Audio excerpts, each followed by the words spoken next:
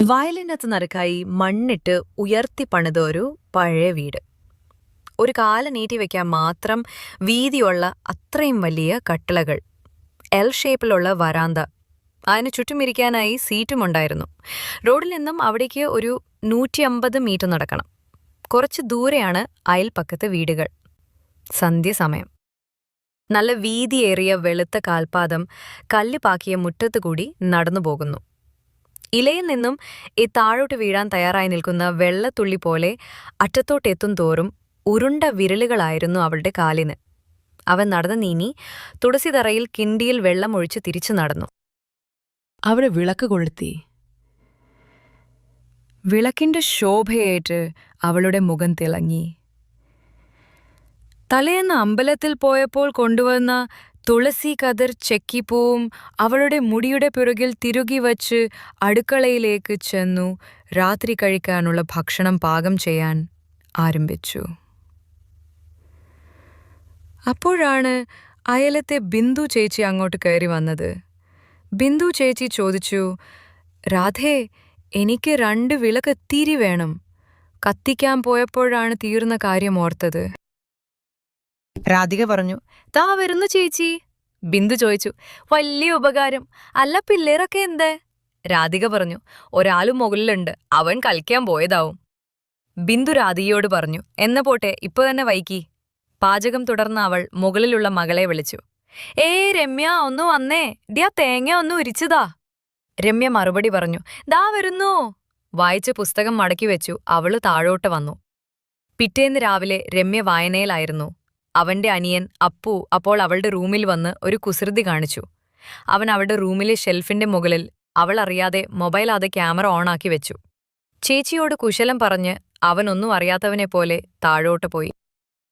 കാലം ഒരുപാട് പുരോഗതി വന്നെങ്കിലും ആ വീട്ടു പലതും പഴയ രീതിയിൽ തന്നെയായിരുന്നു. ആർബദനുകാട് രാധിക ഇപ്പോഴും ധരിച്ചിരുന്നത് വെളുത്ത സാരിയും കറുത്ത ബ്ലൗസും തന്നെ. അരയിലെ ചില മടക്കുകളൊക്കെ പുറത്ത് കാണാമായിരുന്നു. അലക്കുമ്പോഴും മീൻ മുറിക്കാനിരിക്കുമ്പോഴും അവളുടെ മുലവിടവുകളും കാലിൻ്റെ നിറവും ഒക്കെ തെളിഞ്ഞ് കാണാമായിരുന്നു. ഇന്ന് പഴയ അടുപ്പുകൾ, പാചകം, അലക്ക്, കല്ലിലെ തുണി അലക്ക്, അതിനിടയിൽ ഭർത്താവിൻ്റെയും പിള്ളേരുടെയും കാര്യം എല്ലാം കഴിഞ്ഞ് കിടക്കുമ്പോൾ രാധിക നന്നേ ക്ഷീണിക്കും. കണ്ണിന് ചുറ്റുമുള്ള മടക്കുകളല്ലാതെ പ്രായത്തിൻ്റെതായ ഒന്നും അവളെ അലട്ടിയിരുന്നില്ല. എന്തിനും എതിനും കുറ്റപ്പെടുത്തുന്ന ഭർത്താവ് ഒരു നാർസിസിസ്റ്റ് ആണെന്ന് വളരെ വൈകിയാണ് അവൾ മനസ്സിലാക്കിയത്. പ്രണയത്തിന്റെ ചൂടിൽ സ്വന്തം വീട്ടുകാരെ പോലും അവഗണിച്ച് അവളെ കാമുകന്റെ കൂടെ ഇറങ്ങിത്തിരിച്ചു. അതുകൊണ്ട് അവൾക്കൊരു പരാതിയും ഉണ്ടായിരുന്നില്ല, ഉണ്ടായാലും ആരോടും പറഞ്ഞില്ല. ഭർത്താവ് ഏറ്റവും കൂടുതൽ ഉപദ്രവിച്ചിരുന്നത് രാധികയെയും അപ്പുവിനെയും തന്നെ.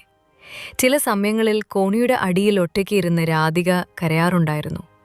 അപ്പോഴൊക്കെ അപ്പു വന്ന് സമാധാനിപ്പിക്കും. അന്ന് വൈകുന്നേരം അപ്പു രമ്യയെ വിളിച്ചു. ചേച്ചി, ഒന്ന് വന്നേ. രമ്യ ആകാംക്ഷയോടെ, എന്താടാ? അപ്പു പറഞ്ഞു, വാ. അവൻ അവളെയും വിളിച്ചും മുകളിൽ പോയി. അവൻ അവൻ്റെ മൊബൈൽ എടുത്ത് അവളുടെ നേരെ പിടിച്ചു ഒരു വീഡിയോ കാണിച്ചു കൊടുത്തു. അപ്പു പറഞ്ഞു, എനിക്കന്ന് സംശയം തോന്നിയിരുന്നു, ചേച്ചിക്ക് പെട്ടെന്ന് എന്താ വായനയിലൊരു താല്പര്യമെന്ന്. അപ്പു അവിടെ ഇരുന്നു ഇതായിരുന്നു അല്ലേ പരിപാടി. രമ്യ പതിയെ പറഞ്ഞു, എടാ അപ്പു, അത് ചേച്ചി വെറുതെ. അപ്പു പറഞ്ഞു, ഞാനിത് അമ്മയോട് പറയും. രമ്യ അപ്പോൾ പേടിച്ചിട്ട് പറഞ്ഞു, അയ്യോ വേണ്ട, ചതിക്കല്ലേടാ. അവള് അവൻ്റെ കൈ പിടിച്ചു വലിച്ചു. അപ്പോൾ വീണ്ടും പറഞ്ഞു, ഞാൻ പറയും, എന്നെ വിട്ടു. രമ്യ സങ്കടത്തോടുണ്ട്, വേണ്ടട്ടാ, പറയില്ലേ, അമ്മച്ചനോട് പറഞ്ഞാൽ എന്നെ വെച്ചേയു. അപ്പു തന്നെ ഡാഷ്ട്യം ഇടാ പറഞ്ഞു, ഞാൻ എന്തായാലും പറയും. രമ്യ പതിയെ അവനോട് പറഞ്ഞു, എടാ പറയില്ല, ഞാൻ എന്ത് വേണേൽ ചെയ്യാം. അപ്പു സന്തോഷത്തോട് ചോദിച്ചു, എന്തു വേണേ ചെയ്യുന്ന ഉറപ്പാണോ? രമ്യ പറഞ്ഞു, ചെയ്യാം. അപ്പുവിന് മനസ്സിലൊരു 1000 ലഡ്ഡു കൊട്ടി. അവൻ അവളോട് പറഞ്ഞു, ഇപ്പൊ ഒന്നും വേണ്ട, ഞാൻ നാളെ പറയാം. ഈ വീഡിയോ എൻ്റെ കയ്യിൽ തന്നെ കാണാം. അന്ന് രാത്രി ഭക്ഷണം കഴിക്കാൻ ഡൈനിങ് ടേബിളിൽ ഇരുന്ന് അപ്പോൾ അവളെ കാലിൽ ചവിട്ടി. അവൾ എന്തായാലും ആംഗ്യം കാട്ടി. തൊട്ടടുത്തിരുന്ന അമ്മയെ കണ്ടുകൊണ്ടും ചൂണ്ടിക്കാട്ടി പറയട്ടെ എന്ന് ആംഗ്യം കാട്ടി. വേണ്ട എന്ന് രമ്യൻ തലകുലുക്കി. അവൻ ഭക്ഷണം കഴിച്ചു എഴുന്നേറ്റ് പോകുമ്പോൾ ഒരു കടലാസ് കഷ്ണം അവളുടെ മടിയിൽ അവനിട്ടു. അവളത് എടുത്ത് വായിച്ചു. ഇന്ന് ഉറങ്ങും മുൻപേ എൻ്റെ മുറിയിലേക്ക് വരണം. അവർ രണ്ടുപേരും മുകളിൽ വേറെ വേറെ മുറിയിലും അച്ഛനും അമ്മയും താഴെയുമായിരുന്നു കിടന്നിരുന്നത്. അടച്ചു ഉറപ്പുള്ള മുറികളായിരുന്നു എല്ലാം. അന്ന് രാത്രി 10:30 കറുത്ത ടോപ്പും അതേ കളർ പാൻറ്റുമിട്ട് അവൾ അവന്റെ മുറിയിൽ വന്നു. അപ്പു എഴുന്നേറ്റ് വാതിൽ ചാരി. അപ്പു പറഞ്ഞു, ചേച്ചി ഇരിക്ക്. രമ്യ ചോദിച്ചു, എന്താ എന്നെ ഇങ്ങോട്ട് വരാൻ പറഞ്ഞത്? അവൻ കട്ടിലിൽ ചെന്നിരുന്നു. അപ്പു പറഞ്ഞു, ചേച്ചി, ഞാൻ നിന്നെ വേദനിപ്പിക്കുകയൊന്നുമില്ല, പക്ഷെ ഞാൻ പറയുന്ന ചില കാര്യങ്ങൾ ചെയ്യണം. രമ്യ ആകാംക്ഷയോട് പറഞ്ഞു. എന്താടാ കുരങ്ക, പറ. അപ്പു പറഞ്ഞു, നാളെയും ഇതേ സമയത്ത് ചേച്ചി ഇവിടെ വരണം, പക്ഷേ വരുമ്പോൾ ആ പാദസരമിട്ട് വരണം. രമ്യ ചിരിച്ചോണ്ട് പറഞ്ഞു, എന്താ വട്ടായ? അപ്പു ചോദിച്ചു, ഇടുമോ ഇല്ലയോ? രമ്യ പറഞ്ഞു, വരാമേ തമ്പുരാനെ, ഇപ്പോ പോകട്ടെ. അപ്പു മറുപടി പറഞ്ഞു, ഉവ്. പിറ്റേന്ന് അവൾ പച്ച പാവാടയും ബ്ലൗസും ധരിച്ചാണ് അവൾ അവന്റെ റൂമിലേക്ക് വന്നത്. രമ്യ പറഞ്ഞു, എടാതെ, നീ പറഞ്ഞ പോലെ ഞാൻ വന്നു, ഇനിയെന്താ? അപ്പു പറഞ്ഞു, ഇവിടെ ഇരുന്നേ. അവള് കാല് നീട്ടി കട്ടിലിരുന്നു. അപ്പു ആകാംക്ഷയോട് പറഞ്ഞു, ആ പാവാട കുറച്ച് നീകിയേ, പാദസരം കാണട്ടെ. അവൻ അവളുടെ കാലുകൾ നോക്കി. ഒരു ചരട് പോലെയുള്ള സ്വർണ പാദസരം ധരിച്ച വെളുത്ത പാദങ്ങൾ. അപ്പു സന്തോഷത്തോട് പറഞ്ഞു, ചേച്ചിയുടെ കാല് എന്തു ഭംഗിയ കാണാ. രമ്യ ചോദിച്ചു, നീ എന്താ എന്റെ കാല് ആദ്യമാണ് കാണുന്നത്? അപ്പു പറഞ്ഞു, അല്ല, എന്നാൽ എന്തോരു ഇത്. രമ്യ ചിരിച്ചുകൊണ്ട് പറഞ്ഞു, എന്ത് ദൈവമേ, ഇവനെന്താ പ്രാന്തായോ? അപ്പു ആഗ്രഹത്തോടെ ചോദിച്ചു, ഞാൻ എന്താ തൊട്ടോട്ടെ ഇവളെ? രമ്യ പറഞ്ഞു, എന്തേ മോനെ, നിന്റെ ഫിലമെന്റ് അടിച്ചു പോയോ? അപ്പു പിന്നെയും ചോദിച്ചു, തൊട്ടോട്ടെ ചേച്ചി. രമ്യ ചെറു ചിരിയോടെ പറഞ്ഞു, എന്തേലും ചെയ്. അവൻ അവളുടെ വിരലിലും കാലിന്റെ അടിഭാഗത്തും പാദസരത്തിന് മുകളിലും മൃദുവായി തലോടി. അവളത് നോക്കി ചിരിച്ചുകൊണ്ട് പറഞ്ഞു, ദൈവമേ, ഈ കുഞ്ഞിനൊന്നും വരുത്തില്ലെന്നു. അപ്പു പറഞ്ഞു, നമ്മുടെ അമ്മയുടെ കാല് ഇതുപോലെ തന്നെയല്ലേ ചേച്ചി? രമ്യ പറഞ്ഞു, നമ്മുടെ അമ്മ എല്ലാം കൂടി ചുന്ദരി അല്ലേണ്ട, പാവം നമ്മുടെ അച്ഛനിപ്പോ ഒരു വിലയില്ല. അപ്പു സങ്കടത്തോടെ പറഞ്ഞു, അതെ, പാവം അമ്മ. ആ സംസാരത്തിനിടന്തോ അവൻ അവളുടെ കാലിൽ ഉമ്മ കൊടുത്തു. ഇതുവരെ ഇല്ലാത്ത എന്തോ ഒരു തരിപ്പ് അവൾക്ക് ശരീരത്തിൽ ആകെ അനുഭവപ്പെട്ടു. അതുവരെ അവളുടെ ശരീരത്തിൽ ഒരാണും തൊട്ടിരുന്നില്ല. അവൾ ദേഷ്യത്തോടെ എഴുന്നേറ്റ് മുറിയിലേക്ക് പോയി.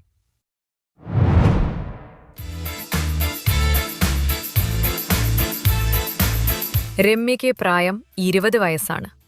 സിനിമ താരം സംയുക്ത മേനോന്റെ ധനി പകർപ്പ്. 2ാം വർഷ BA ഇംഗ്ലീഷ് വിദ്യാർത്ഥിയാണവൾ. അപ്പുവിനു 17 കഴിഞ്ഞ് 18 തുടങ്ങിയിരുന്നു. അവനും അത്യാവശ്യം നീളം ഉണ്ടായിരുന്നു. +2 കഴിഞ്ഞ് അവധിക്കാലമായിരുന്നു അവന്. പിറ്റേന്ന് കോളേജിൽ പോകുമ്പോൾ ഒന്നും അവൾ അവളോട് മിണ്ടിയില്ല. അന്ന് ക്ലാസ്സിലിരിക്കുമ്പോഴും മുഴുവൻ ചിന്ത അവൾ ഇന്നലത്തെ സംഭവത്തെ ഓർത്തായിരുന്നു. ഈ ചെക്കൻ എന്നെ എന്ത് ചെയ്യാനുള്ള പുറപ്പാടാണ്, കഷ്ടകാലത്തിനുമാണ് അന്ന് വായിക്കാനിരുന്നപ്പോൾ ചാനലിൽ തീർച്ചയായും കണ്ടിരിക്കേണ്ട 5 തുണ്ടുപടങ്ങളുടെ വീഡിയോ കാണാൻ തോന്നിയത്. അന്ന് മുതൽ അപ്പു പതിവിന് വിപരീതമായി പലതും ചെയ്തു. വീട്ടിലുള്ളപ്പോ അവൻ ഷെട്ടിയിടാതെ അവളുടെ മുന്നിലൂടെ നടക്കുന്നു. അവൾ അടിച്ചു വാരുമ്പോ അവൻ അവളുടെ മുന്നിൽ ചെന്ന് നിൽക്കുന്നു. അങ്ങനെ പലതും. 2 ദിവസത്തെ മൗനത്തിനു ശേഷം അവൻ അവൾ അറിയാതെ പിറകിലൂടെ ചെന്ന് അവളെ കെട്ടിപ്പിടിച്ച് രമ്യ ഒരു ഞട്ടലോടെ പറഞ്ഞു, വിടടാ എന്നെ. അപ്പു ഒരു കള്ളച്ചിരിയോട് പറഞ്ഞു, ഇല്ല, വിടില്ല എൻ്റെ ചേച്ചി. എന്താ എന്നെ ഇപ്പോൾ മൈൻഡ് ചെയ്യാതെ? രമ്യയ്ക്ക് കാര്യം മനസ്സിലായി. അവൾ പറഞ്ഞു, ഓവാ, നിന്റെ ചേച്ചിയാണ് ഞാൻ. നിന്റെ കടി എനിക്ക് മനസ്സിലാകുന്നുണ്ട്, വിടെന്നെ. അപ്പു അവളുടെ വയറുന്നുമേലുള്ള പിടി മുറുക്കിക്കൊണ്ട് പറഞ്ഞു, ഇല്ല, വിടില്ല. അവൾ ബലം പ്രയോഗിച്ചു. അവൻ്റെ കൈ വിടുവിച്ചു. അവിടെ നിന്നും പോയി. പിറ്റേന്ന് രാധിക രമ്യയോട് ചോദിച്ചു, നീ എന്താ അവനോട് മിണ്ടാതെ? രമ്യ മറുപടി പറഞ്ഞു, ഒന്നുമില്ല അമ്മേ. രാധികയ്ക്ക് സംശയമായി അവ ചോദിച്ചു, ഇതുവരെ ഇത്രയും ദിവസം നിങ്ങൾ മിണ്ടാതെ നിന്നല്ലോ, അവന് വിഷമായതെന്ന് തോന്നുന്നു. അവൻ എന്നോട് ഇന്നലെ പറഞ്ഞു. രമ്യ ആശ്ചര്യത്തോടെ പറഞ്ഞു, നന്നായി. രാധിക ചോദിച്ചു, എന്താ ടീ? രമ്യ അമ്മക്ക് മുഖം കൊടുക്കാതെ പറഞ്ഞു, അമ്മ ഇതിൽ ഇടപെടേണ്ട. അന്ന് രാത്രി ഭക്ഷണം കഴിക്കുന്നതിനിടയിൽ അവൾ അവനെ ആഞ്ഞൊന്ന് ചവിട്ടി. മുഖം കുനിച്ചിരുന്നു. ഭക്ഷണം കഴിച്ചുകൊണ്ട് തന്നെ അവൾ അവനെ നോക്കി. അവൻ വേദനിച്ച ഭാവത്തിൽ അവളെയും നോക്കി. അബ്ബാസ് അവൾ അവനെ നോക്കി ചിരിച്ചു. അപ്പോഴാണ് അപ്പുവിന് ആശ്വാസമായത്. അങ്ങനെ സാധാരണ നടക്കുന്ന പോലെ 2 ആഴ്ച അടിപിടിയും കുഞ്ഞു വഴക്കുകളുമായി 2 ആഴ്ച കടന്നുപോയി. അപ്പോഴേക്കും രമ്യയുടെ ക്ലാസുകൾ കഴിയാറായിരുന്നു. ഇംഗ്ലീഷ് എടുക്കുന്ന സംഗീത മിസ്സാണ് ഒരു സ്പെഷ്യൽ ക്ലാസ്സിനെക്കുറിച്ചു രമ്യയോടും അവളുടെ കൂട്ടുകാരി ഷിഫനയോടും പറഞ്ഞത്. നന്നായി പഠിക്കുന്നതിലും സ്മാർട്ട് ആയതിനാലും എന്ത് കാര്യത്തിനും ഇവരെ രണ്ടുപേരെയുമാണ് എന്തിനും വിളിച്ചിരുന്നത്. സംഗീത മിസ് പറഞ്ഞു, രമ്യ, ഷിഫാൻ മക്കളെ ടീച്ചറാകപ്പെട്ടിരിക്കുക. ഇത്രയും ശമ്പളം ഉണ്ടായിട്ട് ലോണ് കാരണം ജീവിക്കാൻ പാട്ടുപെടുന്നു. രമ്യ ചോദിച്ചു, എന്ത് പറ്റി മിസ്? സംഗീത മിസ് പറഞ്ഞു, അടുത്ത മാസം ആദ്യം ലോണിന് മുഴുവൻ അടച്ചു തീർക്കണം. എന്നാൽ കുറച്ചൊക്കെ ഞാൻ കടം വാങ്ങി. ഒരു 6000 രൂപയുടെ കുറവുണ്ട്. ക്ലാസ് കഴിയുന്നതിൻ്റെ ശനിയാഴ്ച ഒരു സ്പെഷ്യൽ ക്ലാസ് വെക്കാം, ഒരു സർപ്രൈസ് ആവും. എല്ലാവർക്കും ഒരാൾക്ക് 500 രൂപയാണ് ഫീസ്, 10 മണി മുതൽ 4 മണി വരെ. പിന്നെ പെൺകുട്ടികൾക്ക് മാത്രമേ ഉള്ളൂ ക്ലാസ്. ഷിഫാന പൈസ പിരിക്കണം, ബാക്കി ഗേൾസോട് പറയണം. രമ്യ, ഒരു കാര്യം ചെയ്യണം, നമുക്ക് ഒരു ആൺകുട്ടിയെ വേണം. ഏകദേശം നിങ്ങളെ പ്രായമുള്ളത്, കുറച്ചു കുറഞ്ഞാലും കുഴപ്പമില്ല. ക്ലാസ് കഴിഞ്ഞ് പോകുമ്പോൾ ആൾക്ക് 1000 രൂപ കൊടുക്കാം. രമ്യ ആലോചിച്ചുകൊണ്ട് പറഞ്ഞു, ഞാൻ എവിടുന്ന് മിസ് ഒരാളെ. സംഗീത മിസ് കടുംപിടുത്തതോടെ പറഞ്ഞു, നീ സംഘടിപ്പിക്കണം. എങ്ങനെയാലും ലൈഫിൽ മറക്കാൻ പറ്റാത്തൊരു ക്ലാസ് കൂടി ആവണം ഇത്. രമ്യയും ഷിഫാനയും പരസ്പരം നോക്കി. സംഗീത മിസ് പറഞ്ഞു, അപ്പോൾ എല്ലാം പറഞ്ഞ പോലെ ജൂൺ 21 ക്ലാസ് ഫിക്സ് ചെയ്യാം. രമ്യ ഒന്ന് ആലോചിച്ചിട്ട് പറഞ്ഞു, ഓക്കെ മാം. അവർ ക്ലാസ്സിലേക്ക് പോയി.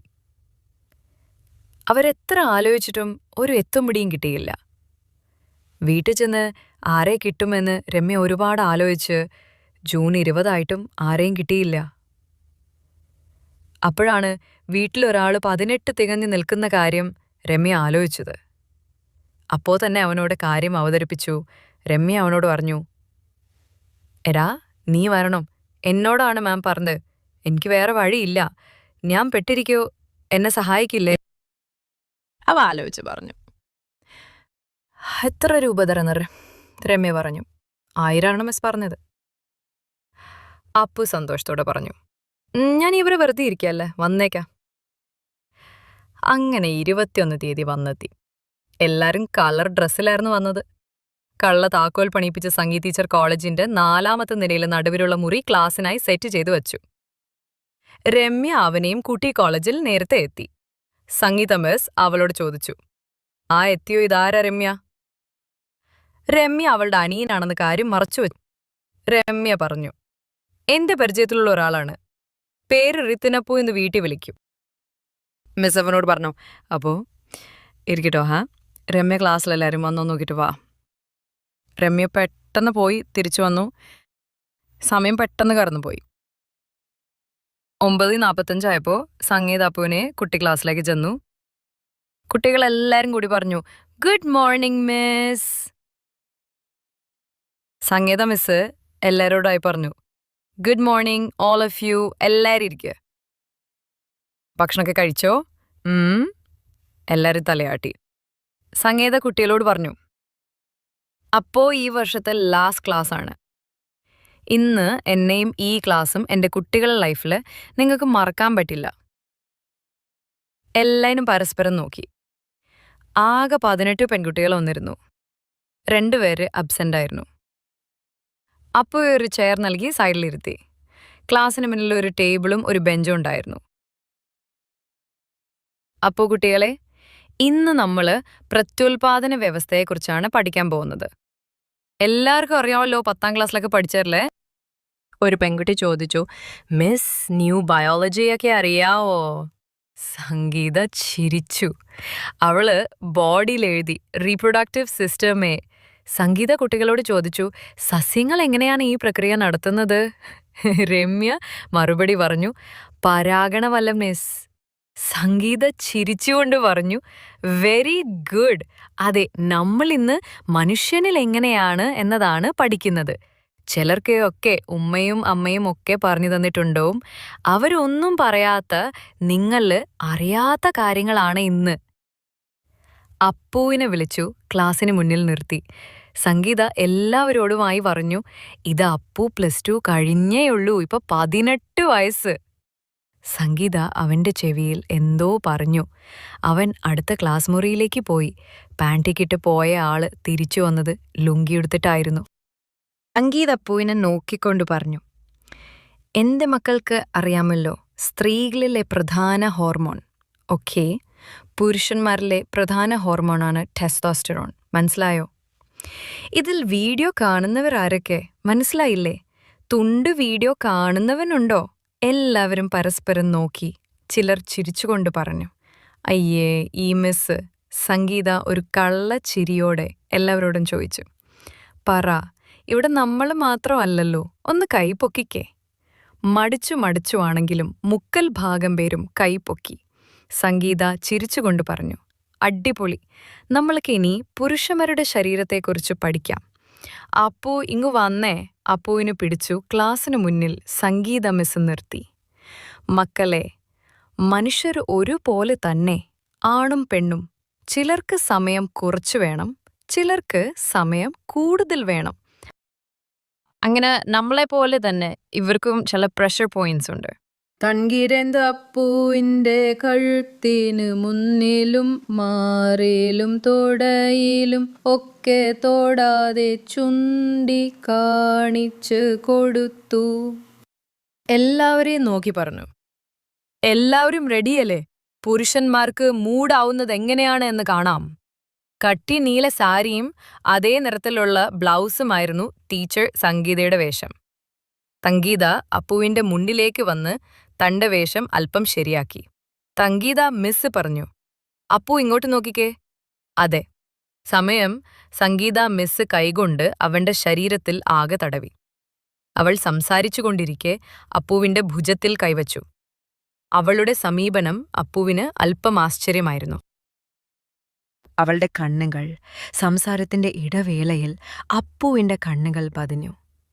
ക്ലാസ്സിലെ പെൺകുട്ടികൾക്കിടയിൽ അവരുടെ മുഖത്ത് കൗതുകം നിറഞ്ഞിരുന്നു. അപ്പുവിന്റെ സാന്തത്തിൽ ചൂണ്ടിക്കാട്ടി സംഗീത മിസ് പറഞ്ഞു, കണ്ടോ, എല്ലാവരും പൊങ്ങുന്നത് കണ്ടാ? ഈ സാധനം നേരിട്ട് കണ്ടവരുണ്ടോ? ആരും ഒന്നും മിണ്ടിയില്ല. അപ്പു ആകെ വിയർത്തിരുന്നു. ഒരിക്കലും പ്രതീക്ഷിക്കാത്ത കരങ്ങളായിരുന്നു അവർ നടക്കുന്നത്. സംഗീത അവന്റെ പിറകെ നടന്നു. അവന്റെ ലുങ്ങി ഒറ്റവലിക്ക് അഴിച്ചുമാറ്റി. അയ്യേ! പലരും കണ്ണുപൊത്തി, ചിലർ ഇടം കണ്ണിട്ട് നോക്കി. ഫർസാന പറഞ്ഞു, രമ്യ, നോക്കിക്കേ, പയ്യൻ പൊളി തന്നെ, അവന്റെ ധൈര്യം കണ്ടോ? രമ്യ സംഭവങ്ങൾ കണ്ടുകൊണ്ട് ഒരു നിമിഷം അമ്പരന്നു നിന്നു. അവൾ പറഞ്ഞു, അതെ, ശരിയാണ്. ഈ കഥയുടെ 2ാം ഭാഗം വേണമെന്നുള്ളവർ കമന്റ് ചെയ്യൂ. ഞാൻ തീർച്ചയായും അപ്ലോഡ് ചെയ്യുന്നതായിരിക്കും. ഈ കഥയെക്കുറിച്ചുള്ള നിങ്ങളുടെ അഭിപ്രായങ്ങൾ താഴെ എഴുത്. ഒപ്പം അടുത്ത കഥയിൽ എന്തൊക്കെ വേണമെന്നുകൂടി പറയും. അപ്പോൾ എന്നത്തേക്ക് ബൈ ബൈ.